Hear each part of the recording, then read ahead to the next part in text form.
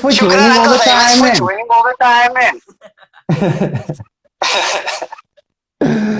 Okay, fabulous. Okay, let me start from the very beginning. So you were asking about the magic, the comedy, and the acting, where they came from, and how they all came together.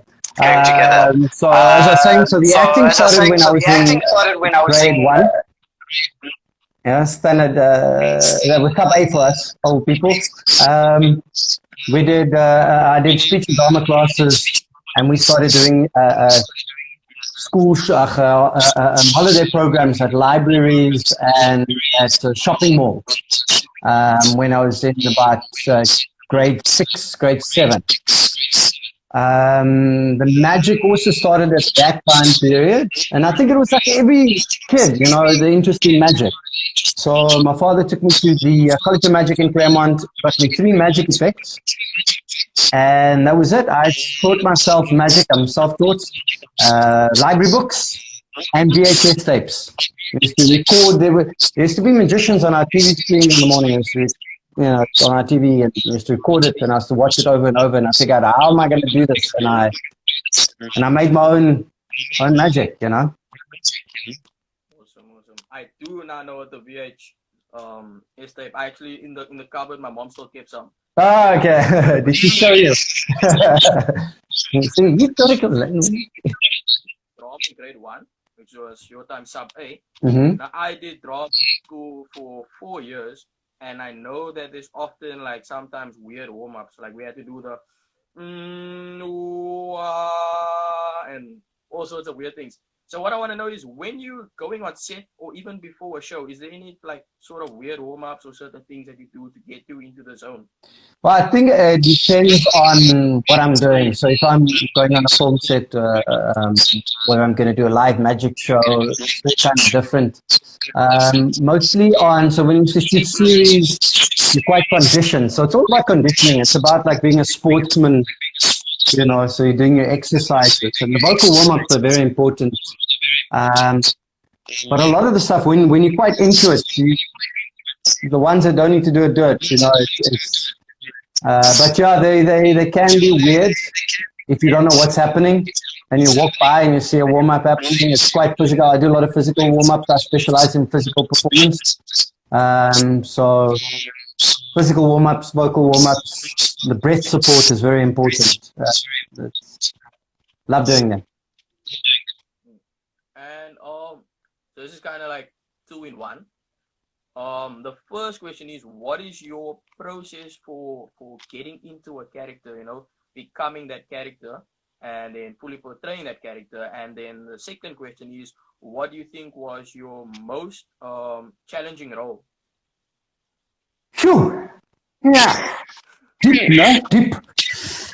Okay, so getting into character, so the character breakdown works way before we get onto set or anything. It's so that, once again, it all depends. So I've created my own characters,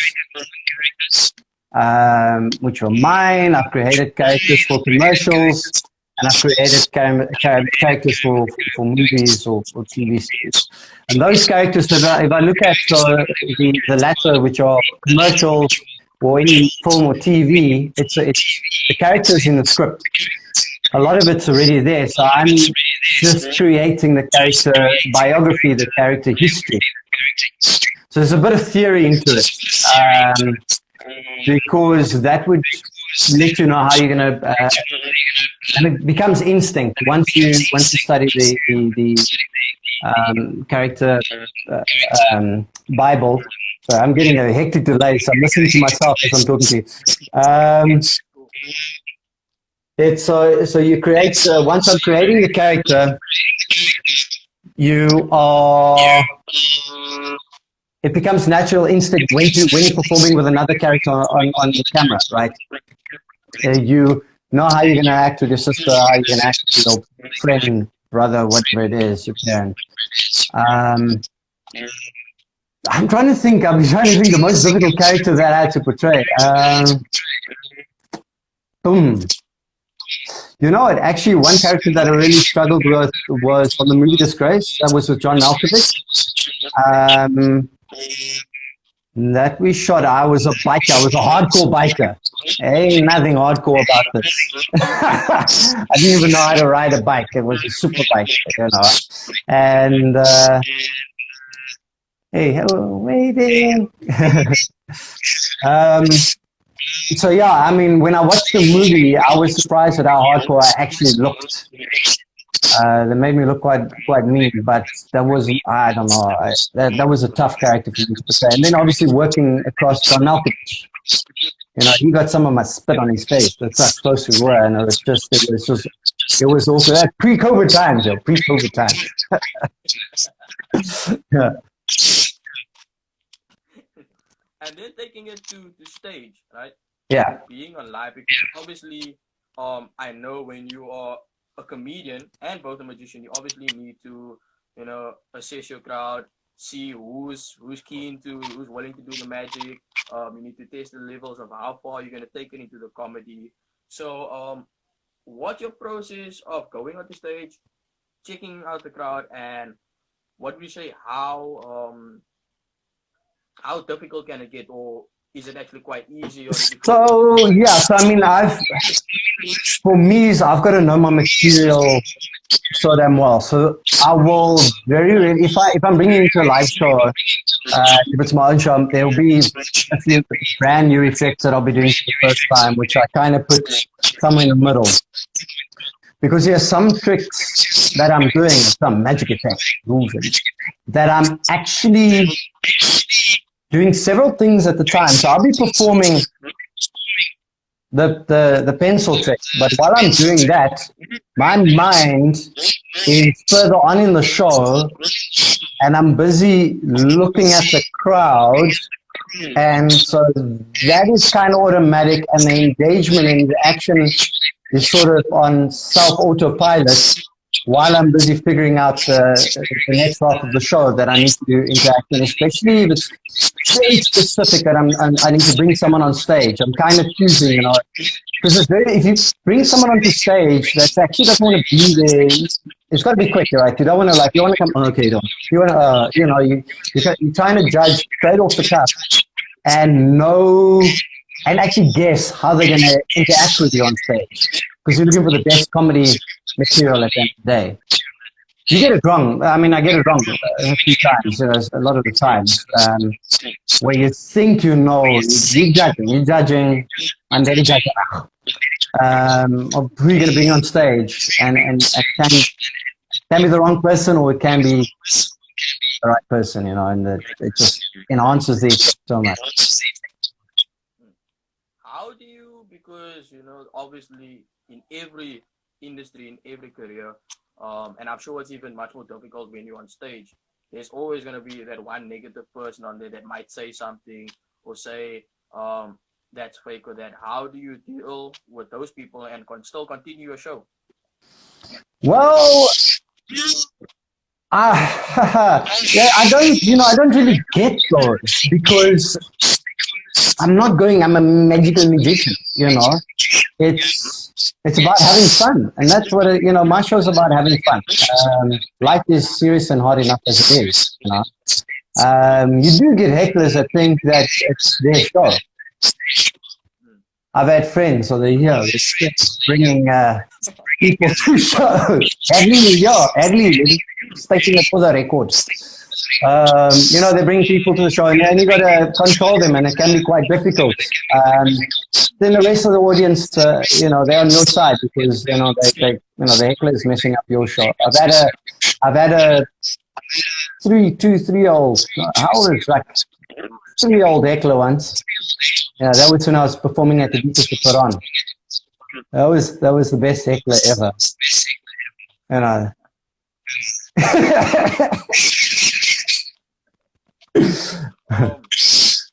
just love my mind. Oh, so I wanted to, because I was watching this magic series called Deception. Right. It's these magicians, so they're twins in it, and I actually wanted to learn a magic trick to impress you today, but unfortunately that went. I practiced on my dog, didn't work. Yeah. Sorry. Your trick vanished.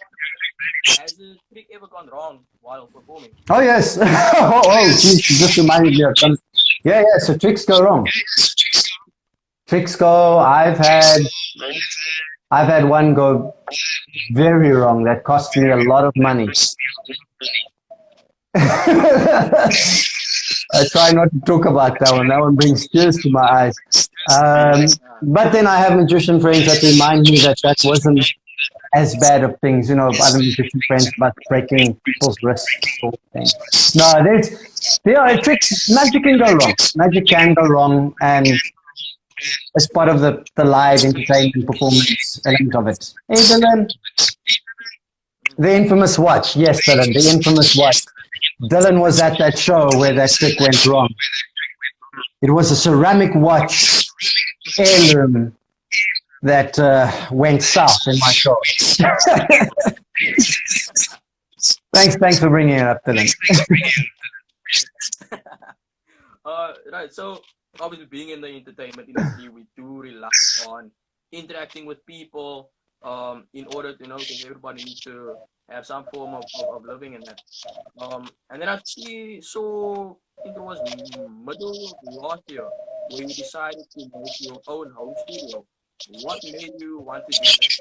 Yeah, so I mean, obviously now with the live shows all going, but people don't realize with the performance arts, I was in Joburg at the time, but it was about 2 months just before lockdown.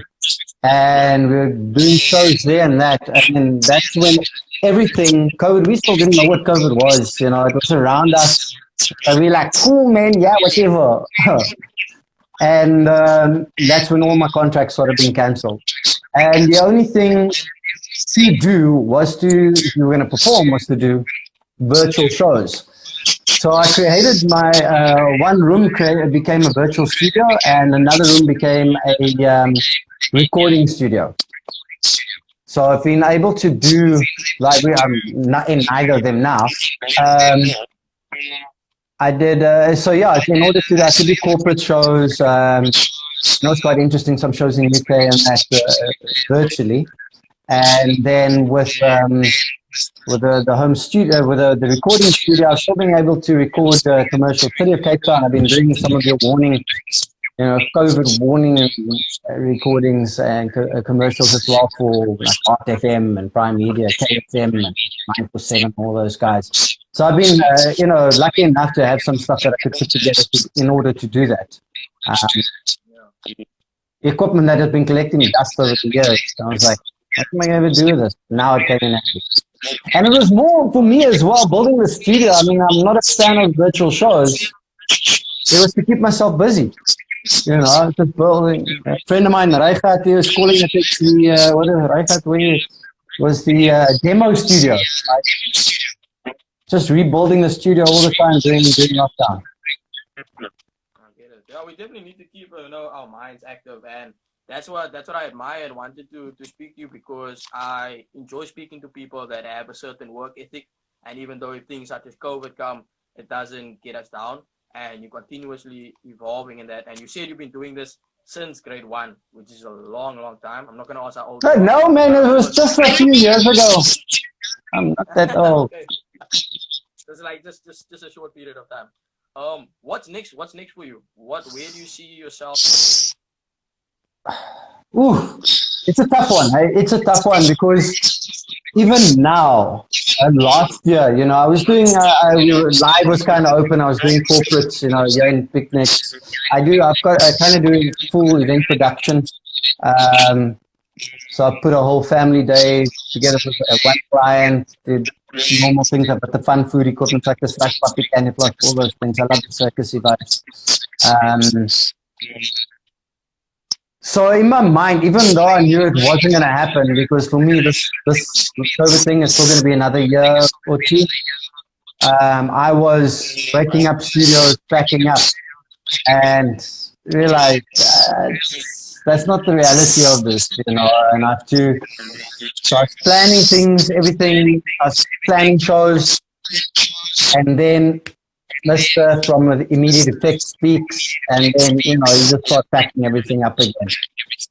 So it's a bit futile at the moment to actually think like that. The strong things to do now is to join a soapy or something. Hopefully, man. Anyway, Charles, thank you so much for speaking to me. I really enjoyed this. I always appreciate getting to speak to people that have a great work ethic, great drive, and have a huge passion for what they're doing. So I hope one day when COVID is finished to come and watch your show and laugh and just enjoy myself. And I wish you all the best for the future. Cool. Thanks, man. Well, since you were gonna show me a magic trick and you didn't, I'm gonna try. I'm gonna try one. Hopefully, this is not a family show. I'm gonna do. I'm gonna try and get this on. I'm just gonna zoom a bit back. This was, this was something because we had to learn to do this in the black market, right? If you were sneaking around drink, there was something that had to happen very quickly with immediate effect.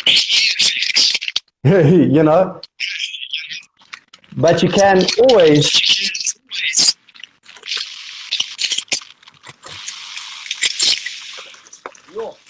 bring a bottle. And what I always think, people always think that these bottles are fake. They're pretty real.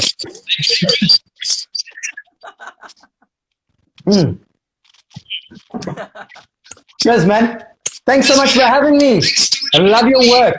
And you didn't want to speak to me about my b-boy moves, my dance, my locking and stopping and stuff. No. That is something I forgot I wanted to say. That I saw you do. You were doing some Michael Jackson thing and then adding some locking in there. I forgot if you mentioned that. Say again. You saw some what? In one of your old videos, you were doing like a Michael Jackson thing there. You went over and added some locking in there. Before we go, you can tell me about that. Ooh. Yeah, I'm not a dancer. Look, I studied dance. I studied dance at the college, the Cape Town Ballet School, UCT. Contemporary jazz stuff and African and stuff. I don't even know. It's not in here. It's not even in here. But I studied physical performance. My thing is mime and physical performance, so it's all part of that. So don't ask me to be boy. All college were meant to dance. So. Ah! Awesome, man. Thanks so much for having me. Thanks for everybody that tuned in all the way. Dylan, come and have the beer. Dylan, the slush puppies on. You can have the slush puppy. It's not much there. Cheers, guys. I'll stay with you.